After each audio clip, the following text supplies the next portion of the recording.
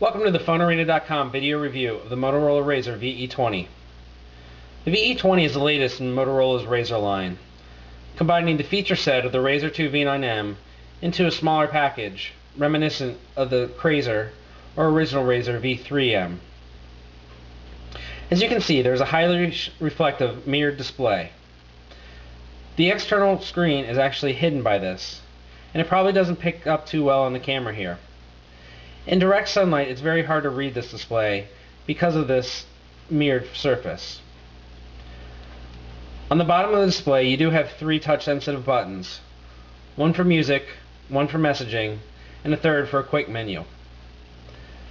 When touching the side keys on the left-hand side of the phone, the user gets a short vibration. However, the same can't be said about the camera key on the right side. A tiny 2-megapixel camera sits at the top.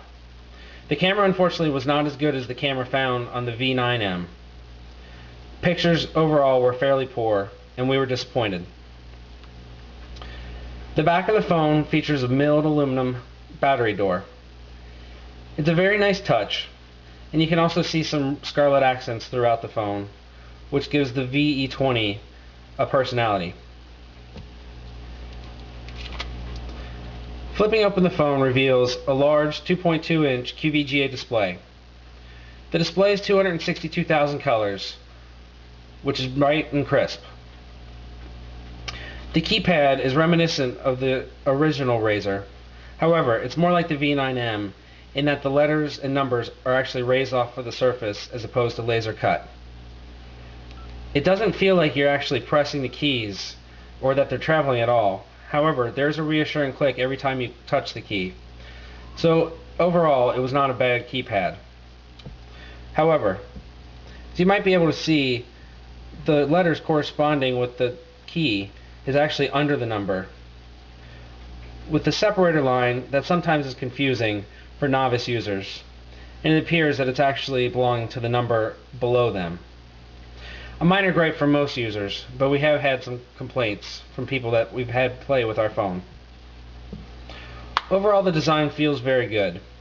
It's solid, although there is a little bit of wiggle room when the flip is closed. But it's narrower in the hand, which leads to a much better feel than the wide Razr and even wider Razr 2. The user interface of the VE20 is very similar to phones we've seen in the past. However, there are some differences. It's the same 12-icon setup. On this particular phone, you can view it in list and grid, as well as a tab view. Some of the options have been combined or changed. For instance, entertainment houses both TV and music, which used to be separate options, and settings and tools are also combined. This allows for navigation to be a direct menu option, as well as Get Stuff. Get Stuff is a new portal from Sprint that allows users to easily search for content downloads. It's vastly improved over their old system, which just used the regular web portal and could be cluttered. One of the things we really like about the VE20 is the menu system speed. With past Motorola phones, that was the biggest complaint we always had, and users reported the same. It was just flat out slow, it would hang, be unresponsive, and at times lock up. In our time with the VE20, we've not had any issues with it. We've cruised through menus at a rapid pace and not once had a single lockup or anything of the sort. We're very encouraged by this, as it was one of our biggest complaints with Motorola's of the past. And now hopefully the phone's menu system will catch up with the feature set. NFL Live is a reworked application that was offered from Sprint this week. NFL Mobile was originally released 2 years ago. It was a fantastic free program that allowed users to stay up to date on anything NFL. It integrates the NFL Network video stream and offers both on-demand as well as the live channel. NFL Mobile Live is the new reworked version. In addition to a completely new user interface, notable upgrades include the ability to listen to any game in both the home and away broadcast. For the 8 NFL Network games that are broadcast on TV, users will be able to watch them on their phone for the first time as well. As we scroll down here, you can see we have a list of today's games and then the upcoming games. For the game going on right now, We have the radio for both the home and away that we can launch and stream.